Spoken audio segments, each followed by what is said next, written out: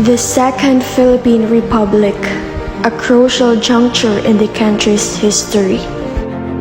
Join us as we explore the particulars and significance of the Second Philippine Republic.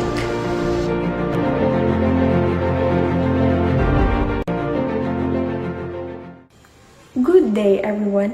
This is Samantha K. Habentiza from ABM 11 Henry C. Today, we embark on a journey through time as we explore a significant chapter in Philippine history, the Second Philippine Republic. Today's discussion is a fascinating exploration into the pages of Philippine history in the period of Second Philippine Republic. Without further ado, let's jump into our discussion about the Second Philippine Republic from 1942 to 1945. The Second Philippine Republic was a short-lived government established during the Japanese occupation of the Philippines in World War II. It was officially inaugurated on October 14, 1943 and lasted until the end of the war in 1945. The establishment of this republic is a complex and controversial chapter in Philippine history, and discussions about it often involve different perspectives. During this period, the Japanese sought to establish a puppet government to legitimize their control. The Japanese government established a military administration over the Philippines, as well as the Philippine Executive Commission composed of several pre-war Filipino political leaders. The Kalibapi or Kapisanan ng Paglilingkod sa Bagong Pilipinas was also organized, designed to be the sole and exclusive political organization in the Philippines. The group was founded on December 8, 1942. Kalibapi engaged in propaganda activities to promote the Japanese war effort and the ideas of the new order. This includes spreading messages about the benefits of Japanese rule and the supposed cooperation between Filipinos and the Japanese for the prosperity of the region. On June 16, 1943, Premier Hideki Toho promised independence to the Philippines. The Kalibapi would then form the Preparatory Committee on the Philippine Independence, which was tasked with drafting a new constitution. The Kalibapi then proceeded to elect part of the new National Assembly, which also included appointed members. In turn, the National Assembly elected its Speaker and then elected Jose P. Laurel as President. On October 14, 1943, in ceremonies in front of the Legislative Building in Manila, the new republic was inaugurated, and Jose P. Laurel, the chairman of the Preparatory Committee, assumed office as a president. Jose P. Laurel is the first president of the Second Philippine Republic. Laurel's presidency is often viewed with controversy due to collaboration with the Japanese, but he also aimed to protect Filipino interests within the challenging circumstances. After the war, he faced accusations of collaboration, but he defended his actions as attempts to mitigate the impact of the occupation on the Filipino people. The assessment of his role remains a complex and debated topic in Philippine history.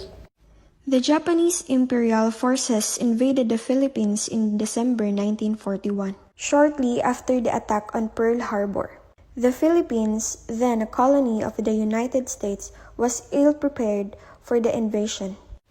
The in charge of the defense was General Douglas MacArthur, who declared Manila an open city to avoid its destruction, but the Japanese occupied it nonetheless. The Filipino and Americans gallantly fought the Japanese invaders. The Japanese forces did not respect the open city policy, and as a result, building was distracted by war. A puppet government led by President Jose P. Laurel, the Japanese aimed to create a facade of Philippine independence under their control.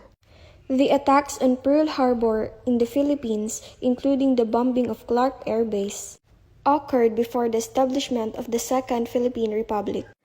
These events marked the beginning of the Japanese occupation of the Philippines and set the stage for the challenges faced by the Filipinos during World War II. With the attack in Pearl Harbor in December 7, 1941, Japan was able to neutralize the American forces in the Pacific. The World War II were those nations who either participated directly in or were affected by any of the events of the World War II.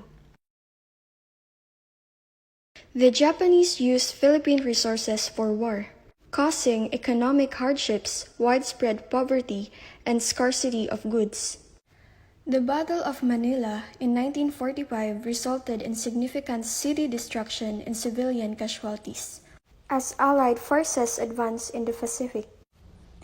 Many Filipinos suffered from poverty, famine, and a lack of basic necessities as the Japanese prioritized their own needs. Japanese authorities implemented forced labor policies, conscripting Filipinos to work on various projects. Many were subjected to harsh conditions, and instances of abuse and brutality were widespread. After the war, President Jose P. Laurel faced charges of collaboration with the enemy, but was later pardoned. The government led by Laurel partnered with Japanese occupiers, faced opposition from Philippine society, leading to resistance movements and guerrilla warfare against Japanese forces. The liberation of Manila in 1945 was particularly brutal. The city suffered extensive damage during the Battle of Manila, resulting in the loss of many lives and the destruction of significant parts of the capital.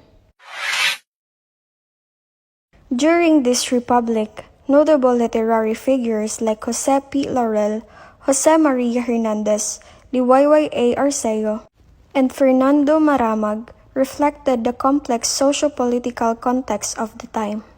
The literature of this period encompasses both collaborative works with the occupiers and subtle resistance narratives, illustrating the challenges and diversity of voices during the Japanese occupation.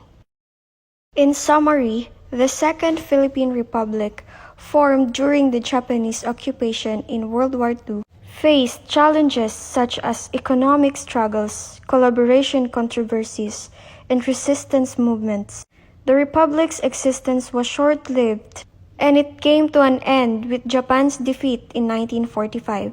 This marked the restoration of the Commonwealth government and set the stage for the Philippines to regain independence in 1946. The Republic faced controversy and criticism for its perceived illegitimacy, collaboration, and human rights abuses during the occupation. Resistance movements such as the Hukbalahap emerged, but the Republic officially ceased to exist on August 17, 1945, when President Laurel surrendered to the Allies. The return of General Douglas MacArthur and the Allied forces marked the end of the Japanese occupation. And post-war consequences included trials for collaborationist leaders. The legacy of the Second Philippine Republic remains a complex and debated aspect of Philippine history. And that's all for today. Thank you for listening and joining our exploration of the Second Philippine Republic. I hope you gained a deeper understanding from my discussion. Thank you and God bless.